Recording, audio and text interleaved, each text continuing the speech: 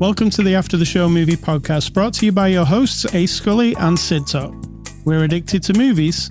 Are you?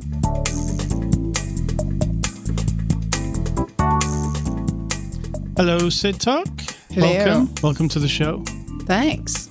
We're going to start off on a somber note, right? I ask you if you're prepared. The before the after the show discussion, first of all, was not this topic because we're avoiding it till now. It was just mundane we don't stuff. avoid it. No, I mean avoiding as in putting it off until this moment.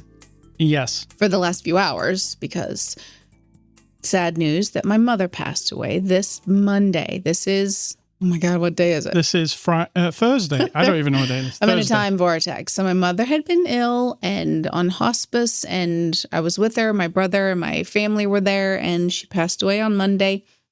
And so, in the process of doing all the grown-up stuff. Our father passed away in 2017, so the four of us, my siblings and I, are doing all the grown-up shit. Yeah. I'm not a traditional person, so holding it together for tradition because it matters. I understand that. I'm not opposed to it. But then maintaining my own,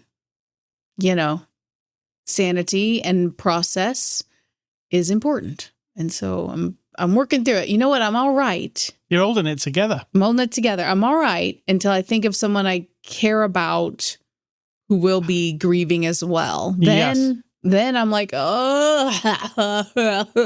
So we're not doing that this moment. No. But it's also your birthday today. It is also my birthday, yes. Yeah. And today There's I was a lot going shopping on. for a shirt for my mother's funeral, which I think she would laugh at because I don't wear nice clothes at all. All my clothes have holes and paint spots and tears and cuts because I cut them. I cut my own clothes. And they're mostly black and gray, which seems appropriate, but then they're shabby. And so today on my birthday, I went shopping for a reasonable color shirt that eventually will have paint on it and have holes in it. But for this week, I'll try to keep it pure. So this podcast is dedicated to Sandra. Aw. How old was Sandra when she died? 83. 83. She had a good run, really but did. still, it's never enough, but Talking of Sandra and movies, yes. she came this summer, 2 months ago, 3 months ago? Maybe 3, yeah. She came here, and we have a big home theater downstairs, and we took her down in the home theater, and we watched... Not like a hostage. Yeah, we took her down, We tied her up. kidnapped her and took her down to the basement. She watched double bill of No Hard Feelings With Jennifer Lawrence. And the newest Hunger Games, The Ballad of Songbirds and Snakes. Because one thing I will tell you about my mother, I won't go on and on, but she did like an underdog story because she fucking hated tyranny and oppression and bullies. I mean, hated. Yes. And one of her funny thing is my parents have been divorced quite a while, and they were very different types of people, but at the core, they had some similarities. My dad was a rough character. My mom was a big character, lovely and wonderful. I have often said that I am the product of Mary Poppins and the Grinch. So you just put that together. But both of them gave me the same advice. Never let the bastards get you down. They did not like being crushed down or held back or put upon or told how to live their lives. And so I am a product of that. And so I will carry on that legacy.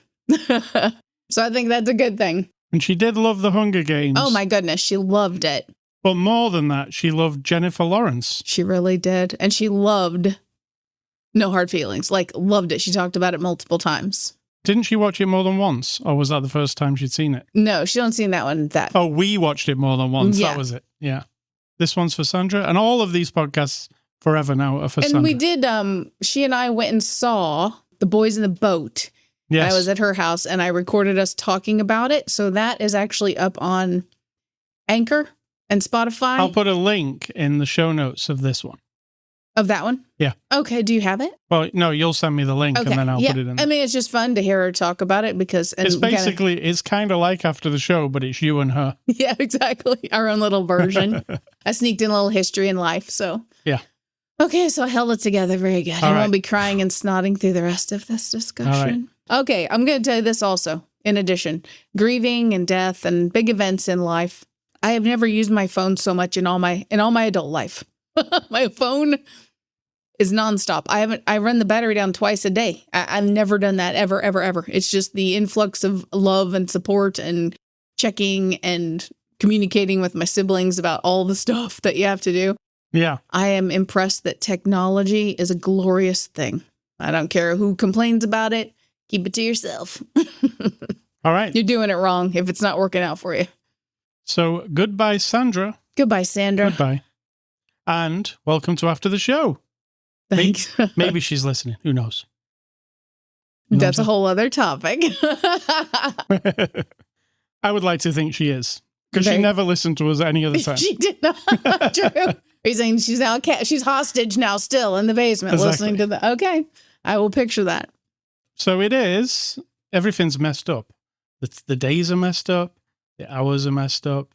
Yeah, I'm telling you, hospice makes you in a time vortex that you cannot... I didn't want to eat. I mean, not like, oh no, I can't emotionally eat. No, I just was like, everything was blank except taking care of this person in my mind. Yes. And coming back and forth home to my brothers and here and just on function in that mode. And so, yeah, I almost like I forgot my birthday was coming up, to be honest. Well, you got a nice present today. I did. You did. And birthdays matter. You're right. All right, so let's get on with the show. It is Thursday, November the 7th. Have I got that right? That is correct. This is After the Show 864. Every week we look at a new movie because we're a movie review podcast. And this week we're looking at the movie Blink Twice. It's a 2024 release, out now this week on Blu-ray, streaming. It's rated R. It's 1 hour and 42 minutes long, and it's from our friends at Warner Brothers who sent us a copy for review. Cidtalk, Yes. can you give us the synopsis of Blink Twice? Men doing terrible things. Twice. Many times. I'll give you the one off the box. Okay. I have actually got a box. It's a Blu-ray. It says, when tech billionaire Slater King meets cocktail waitress Frida at a fundraising gala, sparks fly. He invites her to join him and his friends on a dream vacation on a private island. It's paradise. Wild nights blend into sun-soaked days, and everyone's having a great time. No one wants this trip to end, but as strange things starts to happen, Frida begins to question her reality. That's it. It's sort of like a novel. That's really was. And you're like, snooze fest. I mean, I'm a patient person, but that's a long one. Oh my God. It did explain it quite well, though. Yeah. Probably a bit better than you did. But what did I say? What I said is exactly what it is. That's true. And they didn't mention that part. Correct. All right, so Blink Twice, the directorial debut from Zoe Kravitz. Cidtalk, what did you think? I thought she did a fine job. That was it. Now, it's hard to say you enjoy a movie like this, but as a movie, like as a story and how it's told and how it's made and everything, I enjoyed it. Like that, it's a terrible subject. It's very pointed. Very pointed. At today's kind of things. No, not today. Forever. Ever and ever and ever. It's that men do terrible things. Yes. That's a fact. Some men, let me clarify so someone won't say that I'm whoa. Not all of them. No. People in this room and other men that I care about and know and probably listening are fine human beings. However... Yeah, it's probably not the best time for me to spew about my opinion on the subject, but this movie does not reflect a modern terribleness. It is just... Let's say spoilers up front, because this movie... I was thinking of other movies while I was watching it. I was like, this reminds me of this reminds me of that. Mm. And it was a bit of Get Out, the vibe of it. There's definitely something weird going on. It takes a long time, really, to get to what is actually going on, doesn't it? Yeah. A bit of Knives Out / Glass Onion. Yeah. You know, with an ensemble cast and you're like, oh, what the hell's going on here kind of thing. Yeah, that's more goofy. This isn't goofy. No, this is not goofy. No. But I was getting a vibe of all those type of, oh, here's a thing that's going to keep you guessing. Like it's a, who knows what the hell's going on here, but it feels sinister off the bat, right? Feels awful, yeah. And it is sinister. But it does take quite a while to get to what is really happening.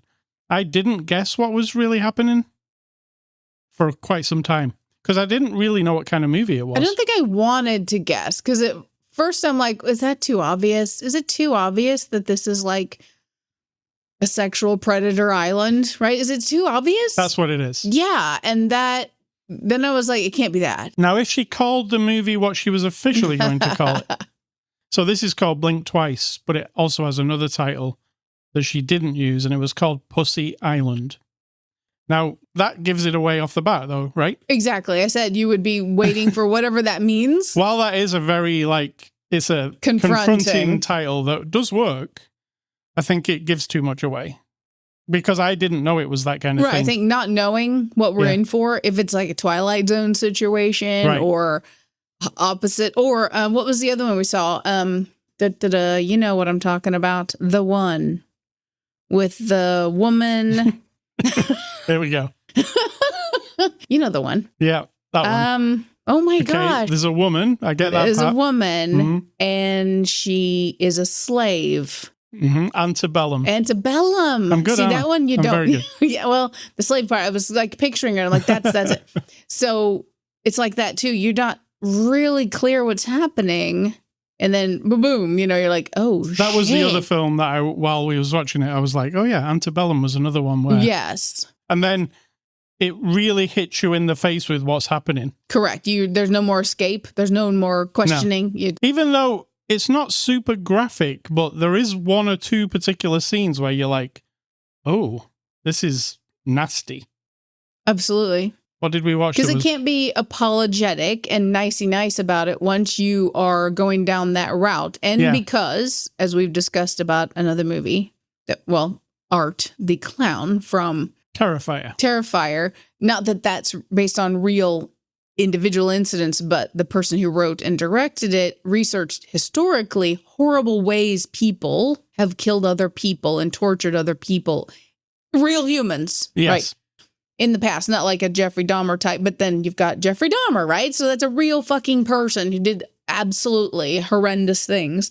So this is based on not things that you can't look up on the internet and find out that people have done, basically. It's not based on someone specifically. It's not like a biography or anything. But it is based on the reality of what can happen when individual men, drug, sexually abuse, rape women and or other men. And then try to get away with it because A, they have a lot of money, B, because they think they're entitled to do whatever they want, and C, because it's not really that big a deal. So that's what we're basing the whole vibe on, I think. And the movie actually, I fast forwarded past it at the beginning, but it has a trigger warning that comes up on the screen. Right. That says this movie contains scenes of sexual assault and blah, blah, blah. Amazon Studios, it said at the bottom. It's the first time I've ever seen a trigger warning before a movie. Yeah. I'm not sure how I feel about it. I don't want it, really. I'm not triggered by anything. I understand it. So I'm not going to knock it because... But I don't want to be movie spoiled by it. Right, but if that would be my problem to solve, right? So you did the thing, you skipped it, that's it. If it's skippable, then we're not going to worry about it. I didn't read it. I was like, oh, look, it says trigger warning. Oh, I've fast forwarded. Right, so if that's a solution to our problem. We don't care about what it's going to be. That's the truth, and that's not but someone else might read it and be like, that's why should my entertainment traumatize me? Right. So I'm fine with that, even though I don't have that. No. But I get it. I totally get why it seems a bit like, come on, everybody, because I like art. I like art of any kind because my brain understands that what I'm seeing that's been created by another person to express something in the world, I don't walk away from it and carry it with me like now I either have to believe that or do that or that it's actually happened in front of me, right? I get the fictional part of things. So, but fair enough, So what I liked about this movie was it starts off kind of like an ordinary movie. You're like, oh, there's people, they're going to this island. Well, they're not ordinary people. They're rich, obnoxious motherfuckers. It just starts off like an ordinary... I wasn't quite sure what the vibe was. Was it going to Yeah. be like people killing people? You know, you're watching a movie, aren't you? Something's going to happen. I can tell you this, they're very obnoxious. Yeah, it's from the very beginning. the one thing I knew it wasn't was a rom-com. It wasn't a rom-com. No. No. It felt sinister and so, you know, it felt Correct. so I was like, either this is going to end up in a bloodbath, cannibalism, you know, who knows what it is. It wasn't any of that. Flip it around in a way that you're like, whoa, so we're trying to catch the bad guys or something like that. You know what I mean? Yeah. And I also kept thinking, this seems like a, you know, Get Out, that kind of film. So what I'm seeing here, I'm probably being led down the garden path. I feel like everything I'm seeing is probably the opposite of what I'm... Like it's all a lie. It's being presented to you as a lie because it's a trap. That's your movie, like, brain kicks in on these kind of things. True. Because you're like, they're trying to trick me, so I'm going to figure this out. Well, this didn't do that. It's pretty much like, what is happening is what's happening, right? There's no like, oh, did this happen? Did that happen? True. Apart from, there's a lot of scenes of people doing drugs. So it gets really kind of trippy. And then you might be like, is that real, that scene? Or is that just like because of drugs? You know, I think that was on purpose because that's how they feel. The women were being coerced because they were kept in a very good mood and they couldn't remember each day and they were having a great time. Yeah. So it's kind of and trippy. They were doing cannabis, they were doing... Well, the main thing was a plant that they were able to derive a perfume from, and the perfume then makes you, it's kind of like a constant roofie or a date rape like drug. always, though. You're constantly not aware, and then you pass out, and then the next day you squirt the perfume on again because they give it to you for free, and it's very nice. And then your brain is still in that state of... All that stuff I really liked because it's like, you know, Twilight Zone, like you say, or Black Mirror even. Yeah. Yeah, I really enjoyed the ruse that was employed here to make this happen. But then when you see... I don't know if I like that you like that. Well, it's just like I wasn't expecting any of this. And then when it does, there's a scene, it's just going along the movie, you're in there, they're doing stuff. And then it cuts to this scene and you're like, oh, and the full horror of what is happening is on display. Right. And you're like, oh, okay, I was not in this frame of mind. I didn't know this was happening. And what is happening is way worse than I was thinking. Right. Because I'm thinking, oh, this is probably going to be like a serial killer thing. I know that's a terrible thing, but you see that in lots of movies. I don't think you see sexual assault type stuff in lots of movies. So in this movie... caught me off guard a bit. I was like, oh God, what are they doing? Oh. You do see sexual assault in a lot of movies, yes. I don't feel like you do these days. These days, maybe no, but we have in our lifetime. Definitely in older movies. And recent. Let's not kid ourselves. It gets me off kilter a bit more than a serial killer, weirdly. So that's how movies have programmed me. You know? Yeah. I'm like, a serial killer? I see those every week. Serial killer, no big deal. Yeah, who cares? So yeah, you see the horror of what is happening. And it's... I don't know. I couldn't shake it. In fact, the few scenes after that, I was almost like, oh, God. Yeah. Everybody, please leave this island now. Yes. Figure this out and get out of there. And also kill all the jerks. All the shitty blokes. Yes, please. Yeah. Just go ahead and just do it.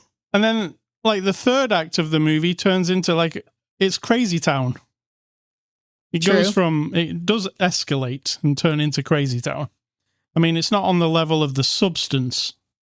No. But it is a crazy town. There's a lot of violence in the last part, let's say. I'm not going to say exactly what happens, but I quite enjoyed it. Yet again. I don't mean just the violence. I mean the movie in general. Right. I liked how it kept me guessing because somehow I thought this was a killer movie.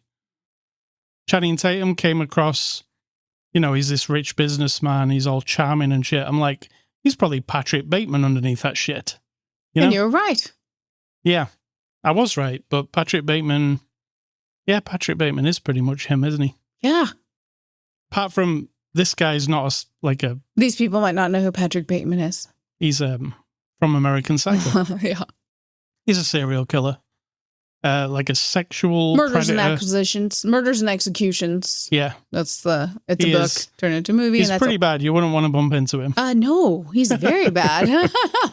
And neither would you want to bump into this guy on this movie. Let's get on. So did you like it? Well, like I said, I don't. It's hard to say if you like it. I like as a movie experience, and I appreciate. And I was like, woo, my brain was stimulated, and I was like, it made me pissed off. So I feel like emotion's good. And you could feel... That's a better emotion than just being sad for those 2 hours. So maybe that's why I appreciate it.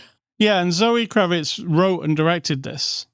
There's two writers, her and E.T. Feigenbaum. So you could actually feel I've got something to say, especially the way it ended. Mm-hmm. You know, I'm pissed off with this, and this is what I'm going to show you. Yeah, here's one of the themes that someone, we won't pick on men anymore, anyone in the world can do something really horrific, like absolutely horrible, and aware that they're doing something horrible to you. And then they're like, sorry, like that's sorry. Oh, I'm sorry. And then you turn out to be the bad person because you won't accept their bullshit apology. all right. I don't. So I'm not that person. So I see people for what they are. Learn your lesson, move on, never go back. I'm not an apologizer and I'm not a forgiver. So I got both of that shit going on. So that scene with him was amazing. I was like, right on. Someone else sees that just like I do. Yeah. So let's get on to the cast. Talking of amazing. We got Channing Tatum as Slater. It was really good. He's the multi-billionaire guy who owns the island and takes people there to... Because he's creepy, and when he's approaching her, he's like totally into her, but kind of like what I imagine. I've been around a few rich people, ultra rich people, but this sort of like slick, yeah, of course, as soon as I'm nice to you, you're going to want to be around me kind of vibe. And of course, everything I'm offering you, you're going to take it because I'm rich and you got nothing, you know, and he's real slick about it, which is kind of sleazy and gross. And I feel like he did a good job.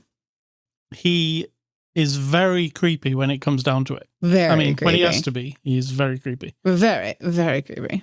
We've got Naomi Ackie as Frida. Now, Frida and Jess is played by Aaliyah Shawkat. They're the two main characters, basically, who come to the island, who are not part of this group. Right.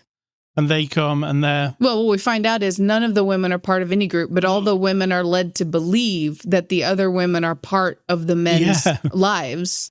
They're under the impression that the other women they see are girlfriends and friends of the men, and then they find out they're all just picked up somewhere and brought there randomly. Yeah. So Naomi Ackie and Aaliyah Shawkat, what do you think of those two?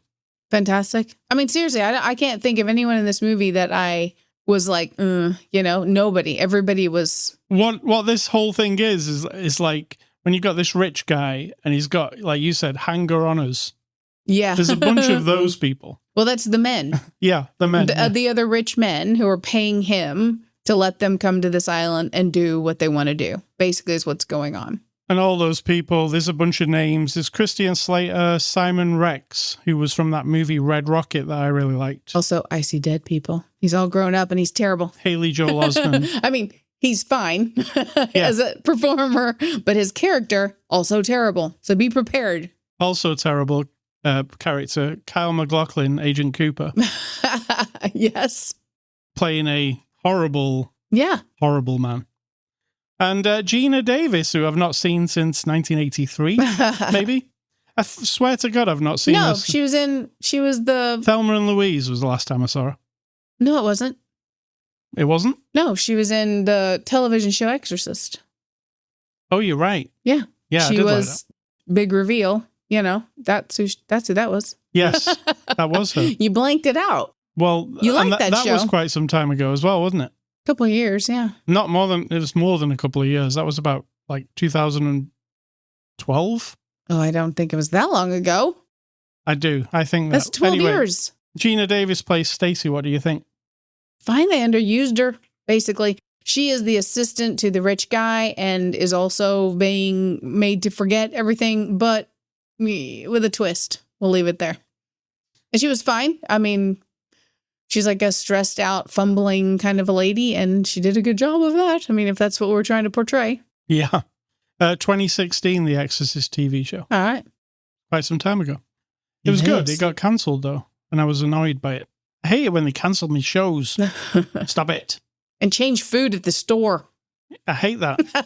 Like when you find the perfect potato chip and then you go and they're like, they don't make them anymore. I have the perfect bread.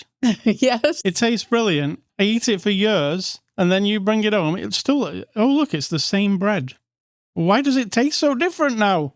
Like all of a sudden. I'm 57 today, so now we're being old. Yes. It makes me mad, though. I hear you. It's like, just make the bread how you've made it for 25 years. Correct. It was fine. It was fine. It was fine. God. Keep making it the same. All right. So, Off topic. Directed by Zoe Kravitz. This is her first film. I think it had a really good visual style to it. Agree. It had this, especially when they were doing the drug sequences, and it gets a bit blurry and a bit, you know, that dance sequence that they almost are doing? Mm-hmm. Where she likes to play like a piece of music or a song. This one was Ain't Nobody, Chaka Khan, right? Is that? I don't remember. But they were all dancing to it, and it almost feels like a music video in a way, but they're just dancing, like minding their own business, smoking drugs, and I liked how it was put together. It was choreographed, let's say. We've also got IMDB reviews, the reviews from people on IMDB who hated this movie. And you know there's going to be somebody who hates this movie. Oh, gosh, yeah. This one, I totally understand. So I'm anxious to hear what they have to say. What are they going to say, like, before we... Woke, men-hating movie. Probably worst movie ever made. Zoe Kravitz is a, what are they called? Nepo baby. Even though she clearly has skills and talents. But you know who writes these one-star reviews, except for the ones that we agree with, are people who are dickheads. All right, let's get on to the first. I'm going to leave it. That's my review of the one-star reviewers. Here's the first person's review. Get ready for this. Okay. Is it all in one? I wish there was something I could take to make me forget the last 90 minutes. Genius. For the first half of Nepo Baby Kravitz film, Right on. you'll be annoyed by her gimmicky look-at-me direction. A constant irritation that gets in the way of what looks like it might be an interesting story. For the second half, the direction doesn't get any better, but everything else gets worse. It's mindless garbage. Woke. Oh my God, it was everything in one. Oh, say happy birthday to me. I love that one. Yeah. Second one says, this is rubbish. The plot development is grossly inadequate and interspersed with shots of women doing the same uninteresting things over and over again. The film has no pace, no structure, no explanation, no science, and it is nonsensical. My advice is don't pay to see it. Nonsensical. No, it actually makes sense. Yes. It's a linear story. Maybe you need a little zhuzhy vitamin, something to improve your brain power.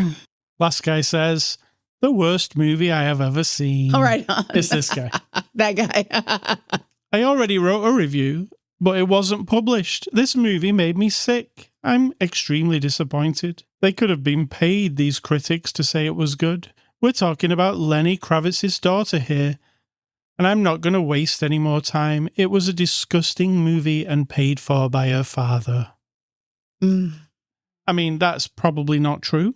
It was actually a Warner Brothers movie, I'm Even sure. if it is, that is not a valid argument. No. We knew that the nepotism thing was coming in. Yes, I can feel it. There it is. Because you know what? People are boring. So extras, we got the Blu-ray here. It doesn't have any extras.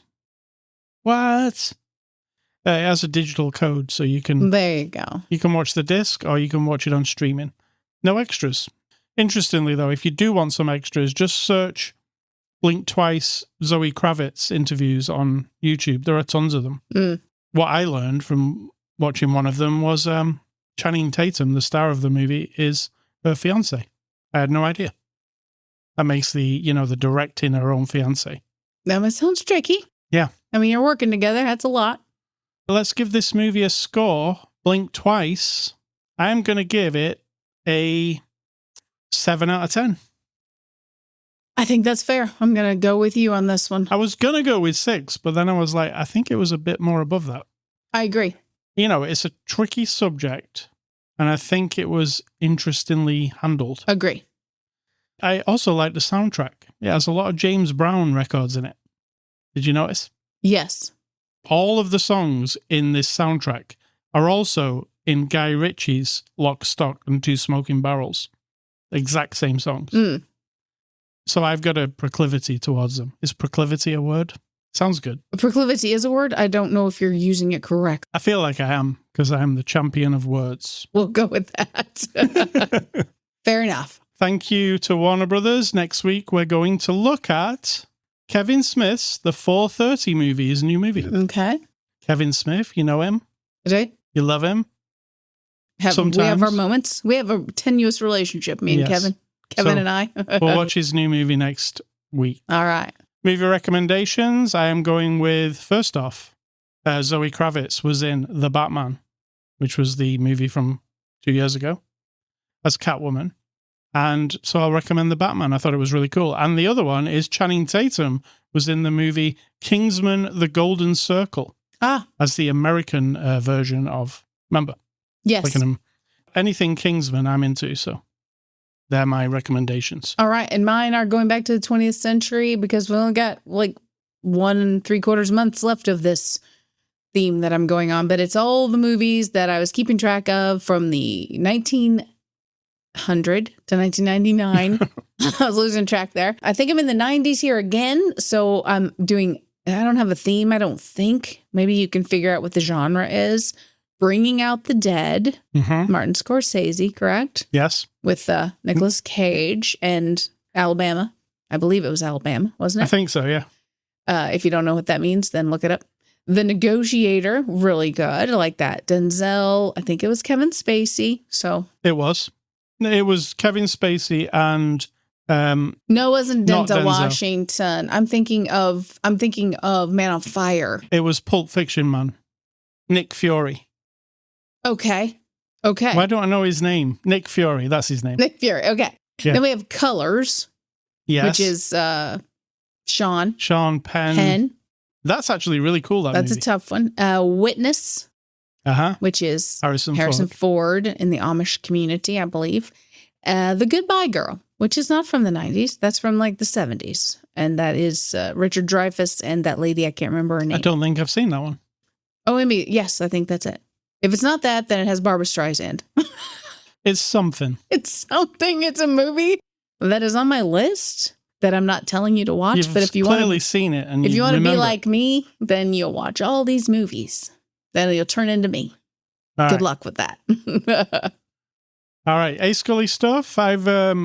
Next week I will review this game. I just want to tell you I'm playing it. It's not out yet. There is a demo. So you can go on maybe Steam. I don't care if you're playing it. Why are you telling me? I'm not telling you. I'm telling the viewers, listeners. The viewer listeners. Okay. So this game comes out next week, and I did get a review copy to look at. But I want to let you all know that there's a demo of it that lets you play the first few levels. It's called Neo Harbor Rescue Squad. And it's on Steam, the demo. And what this game is, it's a modern day Trauma Team, which was a game for the Wii, a pretty obscure game back in the day. That you loved very much. Yes, basically you're a doctor and you're doing operations. And it's kind of like the game Operation where you're pulling things out of stuff, but it was kind of made back when the Wii was out, so it was all waggling the controllers and slicing things and, But this is a new, like, high definition, it's not in the Trauma Team universe, but it's that type of game. So I'll talk about it next week when it's out, but you can get the demo now. Cidtalk, what's for dinner? Well, that's up to you because you're cooking for my birthday, baby. It's some plantain meal. Coconut rice and plantains. Coconut rice bowl with a bunch of stuff on top, which sounds amazing. And what's the advice? And then we can go and tell this dog to shut up that's outside the window. You can probably guess what my advice has to do with.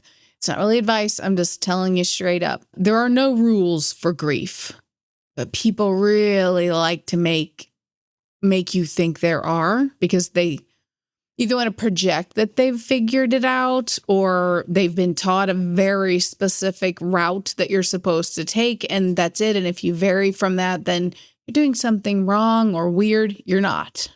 You're not.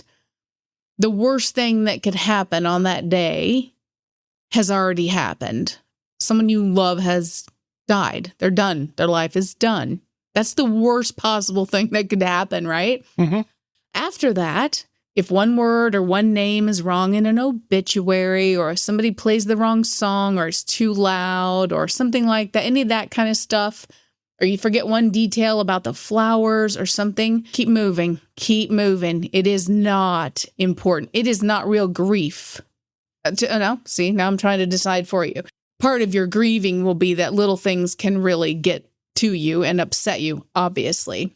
But if someone's trying to push you to be like, oh, you better not forget this and don't forget that. And if something does go wrong, they kind of blame you. If you're the person who's planning it, fuck them. Like, seriously. If they're not in your position, even if they've had lots of experience, it is not their time to decide for you unless you're needing help making decisions. That's a different thing, right? Just keep moving forward and cope with the real grief. Coping with a piece of paper that didn't have the right word on it, or somebody forgot to call somebody. Those are all important, don't get me wrong. But redirecting your feelings to that in the moment sometimes can delay or push your own actual, like, holy shit, this person's dead and I am completely devastated and heartbroken and I don't know what to do with myself. It's just a delay for you to confront that. Right. And that can be good. Don't get me wrong. All of these things are about other people telling you what to do and how to feel. There are lots of procedures that have to happen. And, depending on, my mother happened to be a little bit of a control freak, and in a good way, and a planner. She loved planning, and she knew ahead of time because she had cancer for over a year and a half. She planned almost everything. And I mean everything. Just a few weeks ago, we were sitting in the room and she looked up and she said, that song from that one movie. See, she's like me. That Circle of Life song. I said, from The Lion King. Okay, what about it? I like that song. And I just looked at her and I'm like, do you mean for your funeral? Yes. And she proceeded to tell me the story about her and the funeral director talking about it. And they both thought it was a fun idea. And my mother was very fun. And so I got that song and wrote it down and we made the notes and we had everything pretty well planned out. So that was a good help. If we didn't and other people were trying to pick at us being my siblings and I would have a serious problem with that. Don't tell the grieving people how they're supposed to be doing it because you're wrong. Yeah. Like, you're wrong. And if you think, oh, well, if I was doing it, I wouldn't have this pastor or go to that place, or I'd be sure everyone dressed nice or whatever, right? Just fuck off. Just go find your own thing and do it, and leave the person who's dealing with it to just make it an experience that when its part is over, it hasn't been more traumatic than the worst thing that's already happened. Why would you want to add to the person's emotional distress and upset by picking and devouring what they've done? And I even said to the florist, and I was giving her a description of what we liked based on this, that, and the other, and colorful and big and all that. And she knew my mother, so she knew what we were talking about. And I said, and the honest truth is, if somebody walks up to that casket at a visitation for a person who's died, and their first thought is, ew, I wouldn't have picked those flowers, then they can just get the fuck out. Like, I don't even know why they're there, right? So that's kind of my attitude about that. If you do have something to nitpick about someone's funeral planning process, save it for the sad, terrible time when you need to do it. Take your experience, all your knowledge, just cram it down. There is no one way to do it. I mean, there's processes that have to get done particularly, and that's just part of it. I can't argue with the business of death because it is what it is, right? The politics, the business, and the banking and all that stuff. I have no control over that. It has to get done, and there are rules and all that stuff. But everything else, just figure it out as you go. And when that phase is done, in a weird way, you will feel better about it because you will have owned your whole grieving process and not let someone else take it away from you. Oh, there you go. That was exhausting. I feel like I need some caffeine now. My eyes are so dry and sore, you can imagine. Yeah. So I'm holding it together right now fairly well. I'm going to have a drink of water. You did well. Very good. Let me play some music and get out of it. Ascully.com, that's the place you can go to get this podcast. Twitter, Facebook, Instagram, that's our social media. I'm Ascully, she's Cidtalk. You can find us on there. You can also find the podcast on Ascully.com, Spotify, iTunes, Amazon Music, YouTube, anywhere that podcasts are available. Email feedback to me, Ascully@ascully.com. Do not email Cidtalk, she doesn't want your emails. And finally, stay classy, Sandra. We love you. We love ya. And I'm going to say, same as every week, think for yourself. I think my parents taught me this. Think for yourself or somebody's doing it for you.